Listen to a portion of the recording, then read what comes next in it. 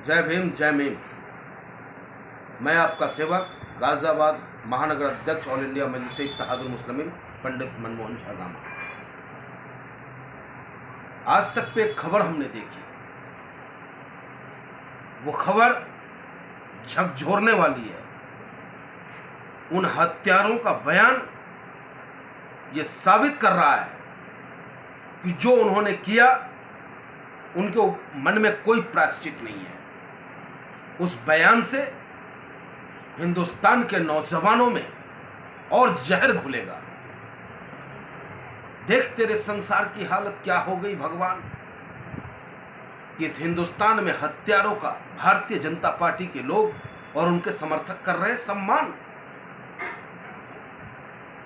Inspector Vinod की हत्या होती है, विनोद सिंह की हत्या होती है, उसके हत्यारे का सम्मान भारतीय जनता पार्टी के लोग करने का काम करते हैं। और आज ऑल इंडिया मजलिस इत्तेहादुल मुस्लिमीन के राष्ट्रीय अध्यक्ष बैरिस्टर असदुद्दीन ओवैसी साहब के ऊपर जानलेवा हमला करने वाले कातिलों का जमानत होता है। जमानत होने के बाद जिस तरीके का बयान उसने मीडिया में दिया, आज तक के प्रतिष्ठित चैनल पे अपना बयान दिया कि हाँ, मुझे कोई शर्म नहीं है गोली चलाने में। हमने उनका कठोर से पीछा किया, 2 दिनों से उनकी रैकिंग कर रहे थे। क्यों कर रहे थे? क्योंकि वो नफरत भरी भाषण देते हैं, भड़काऊ भाषण देते हैं। अरे आप किस किस की हत्या करोगे? कितनों की हत्या करोगे? क्या हत्या करके आप संविधान को मानने की बात कर रहे हो? मैं सरकार से मांग करता हूं कि तत्काल ऐसे लोगों के ऊपर अंकुश लगाई जाए जो समाज में जहर घोलने का काम करता है। इसकी क्या गारंटी है कि आज जो वो लड़का निकला है वो अब दोबारा हमला नहीं करेगा? इसकी क्या गारंटी है जिस तरीके से उसका ब्रेन वॉश है कि ऑल इंडिया मजलिस इत्तेहादुल मुस्लिमीन के किसी कार्यकर्ता पे वो हमला नहीं करेगा? इसलिए शासन और प्रशासन को सचेत होने की आवश्यकता है। शासन और प्रशासन को ऐसे लोगों पे निगाह रखने की आवश्यकता है। हमने देखा है उस वीडियो में वो लड़का भी मौजूद था जिस लड़के ने शाहीन बाग में गोली चलाने का काम किया था। तो क्या इस हिंदुस्तान में वही लोग राजनीति करेंगे जो सिर्फ जय श्री राम कहेंगे और भारतीय जनता पार्टी जिंदाबाद करेगा? बिल्कुल नहीं, ऐसा नहीं हो सकता। यह देश नाथूराम गॉडसे का नहीं है, यह देश महात्मा गांधी का है, यह देश भगत सिंह, अशफाकुल्लाह खान, चंद्रशेखर आजाद का है, यह देश बाबा भीमराव अंबेडकर के संविधान से चलने वालों में से है। और आप चाहोगे कि आपसे डर करके ऑल इंडिया मजलिस इत्तेहादुल मुस्लिमीन का कार्यकर्ता अपने घरों में बैठ जाए, चुप होके बैठ जाए? यह संभव नहीं है। करारा जवाब देना जानता है ऑल इंडिया मजलिस इत्तेहादुल मुस्लिमीन का कार्यकर्ता, लेकिन संविधान के दायरे में मैं मांग करता हूं प्रशासन से, सरकार से कि ऐसे अराजक तत्वों पे लगाम लगाए। अगर नहीं लगाते हैं तो मैं समझूंगा कि ऐसे लोगों को बर्दाश्त प्राप्त है सरकार की। आज भारतीय जनता पार्टी अपनी नाकामी को छुपाने के लिए आप देख सकते हो, कभी वहां ईडी का छापा, कभी वहां ईडी का छापा। क्या हुआ? स्मृति ईरानी जी का जो वो रेस्टोरेंट पकड़ा गया, बार पकड़ा गया, उस पर कोई चर्चा होगा? है कोई मीडिया जो सच बोलेगा? क्यों नहीं बोलेगा भाई? इसलिए नहीं बोलेगा क्योंकि सत्ता का दबाव है। कैसे उसको लाइसेंस मिल जाता है मरने के बाद भी, मरे हुए व्यक्ति के नाम पर वो लाइसेंस, और सबको पता है कौन चला रहा था, लेकिन उस पर जांच नहीं होगी। भारतीय जनता पार्टी के किसी व्यक्ति के घर पे ईडी नहीं पहुंचेगा। भारतीय जनता पार्टी के किसी कार्यकर्ता नेताओं पे एफआईआर करने से पहले भारतीय जनता पार्टी के जिला और महानगर अध्यक्ष उसमें हस्तक्षेप करेंगे। अगर वो चाहेंगे तो एफआईआर होगा, वरना नहीं होगा। गजब की बड़ी पार्टी चल गई है। ऐसा लगता है कि देश में आजादी नाम की चीज ही नहीं रह गई है। लेकिन जो भाजपा जिंदाबाद करेगा वही राजनीति कर पाएगा। ऐसा नहीं हो सकता है। ये लोकतंत्र है।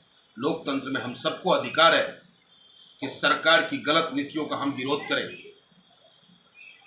प्रधानमंत्री जी आदरणीय नरेंद्र मोदी जी, देश का युवा जो बेरोजगार है वो आपकी तरफ देख रहा है, उसके लिए आपके मन में एक शब्द नहीं है।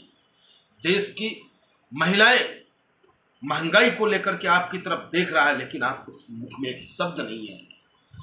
देश की उज्ज्वला योजना जो सिलेंडर आपने दिया, जब दिया उससे डबल कीमत हो गई उसकी, उसके लिए आपके मुख में कोई शब्द नहीं है। देश की अर्थव्यवस्था गिरती जा रही है, उसके लिए आपके मुख में एक शब्द नहीं है। सिर्फ और सिर्फ आप अपने मन की बात कहते हो, जन की बात बिल्कुल नहीं सुनना चाहते आप।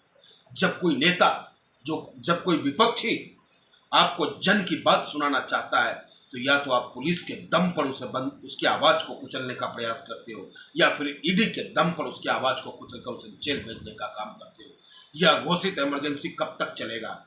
और मैं अपील करना चाहता हूं विपक्ष के तमाम नेताओं से कि इस तरीके से अगर चुप बैठे रहे, एक एक कर सबकी बारी आएगी और पुनः देश हमारा लोकतंत्र से राजतंत्र की ओर अग्रसर हो जाएगा। मेरे देश के नौजवानों, समझो, सोचो कि क्या हो रहा है। तुम आज ठीक है मोदी जी के भक्त हो, ठीक है तुम आज भारतीय जनता पार्टी के सपोर्टर हो, लेकिन क्या महंगाई तुम्हारे लिए नहीं है? क्या बेरोजगारी तुम्हारे लिए नहीं है? अपनी मां से पूछो, अपने पिता से पूछो कि वो तुम्हारे कलम और कॉपी का खर्च किस प्रकार उठाते हैं।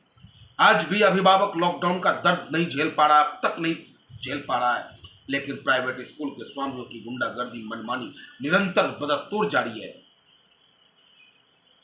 आरटीआई के तहत उनसे पूछा जाता है कि आप गरीब बच्चों का एडमिशन क्यों नहीं लेते, एडमिशन करने ऑथराइज है उनको, उसके बावजूद वो जवाब नहीं देते और नहीं एडमिशन लेते हैं। हाल फिलहाल की घटना दिल्ली पब्लिक स्कूल इंदिरापुरम की है। गाजियाबाद पेरेंट एसोसिएशन की अध्यक्षा सीमा त्यागी जी ने इसको लेकर के काफी संघर्ष किया और कर रहे हैं, निरंतर संघर्ष कर रहे हैं, लेकिन सरकार के कानों पे जू तंग नहीं रेंग रहा है। और विकास की बात ही छोड़ दें आप, विकास तो इतना बढ़िया हुआ कि आदरणीय प्रधानमंत्री जी ने जिस एक्सप्रेसवे का उद्घाटन किया वो बीच रास्ते में ही नीचे बैठ जाता है। तो आप सोच सकते हैं किस तरीके का विकास कार्य चल रहा है। और इसी तरीके से निरंतर हम और आप हिंदू और मुसलमान में बढ़ते रहें। अरे धर्म तो मानने की चीज है, धर्म धारण करने की चीज है मेरे यार। हम भी हिंदू, आप भी हिंदू, आप भी मुसलमान, आप भी मुसलमान, सभी अपने अपने धर्मों को मानो, लेकिन धर्म के साथ साथ अपने देश की मजबूती के लिए सोचो। देश के नौजवानों के हाथ में रोजगार कैसे आएगा उसके लिए सोचो आप। देश को बेहतर दिशा में कौन ले जा सकता है इसके लिए सोचो आप। बाबा भीमराव अम्बेडकर का संविधान किस प्रकार सुरक्षित रहेगा, इसको लेकर के हमें और आपको सोचना होगा। और अब आवश्यकता है, आज हम देश के 75वें महोत्सव दिवस मना रहे हैं, 75वें साल अमृत महोत्सव मनाने चले हैं। लेकिन अमृत महोत्सव मनाते हुए कभी हमारे देश के नेता, कभी देश के हमारे प्रधानमंत्री ने उन झोपड़ियों में जाके देखा? कभी उस प्राइवेट सरकारी स्कूल में जाकर के उन्होंने झांका कि सरकारी स्कूल की स्थिति क्या है? कभी उन्होंने उस प्राइवेट स्कूल का सर्वे करवाया जिसने गुंडागर्दी की इंतहा पार कर दी है? नहीं। लेकिन हाँ, ऐसे लोगों को बर्दाश्त जरूर प्राप्त होगा जो ओवैसी साहब पे गोली चलाएगा, जो ओवैसी साहब के खिलाफ बोलेगा, जो ओवैसी साहब के जान लेने का प्रयास किया। ऐसे लोगों का महिमांडन करने वाले का मैं विरोध करता हूं, पुनः विरोध करता हूं और सरकार से मांग करता हूं, उत्तर प्रदेश सरकार और नोएडा पुलिस से मांग करता हूं कि ऐसे अपराधियों पे तुरंत ही गुंडा एक्ट लगाया जाए। जिस तरीके का उसने बयान आज तक पे दिया है वो बयान क्षमा योग्य नहीं है। और बैरिस्टर असदुद्दीन ओवैसी साहब जिंदाबाद है, रहेगा। उनके ऊपर आंख उठाने वालों को सोचने पर मजबूर करने का काम ऑल इंडिया मजलिस इत्तेहाद मुस्लिमीन का कार्यकर्ता करेगा। जय हिंद, जय भारत, जय भीम, जय भीम।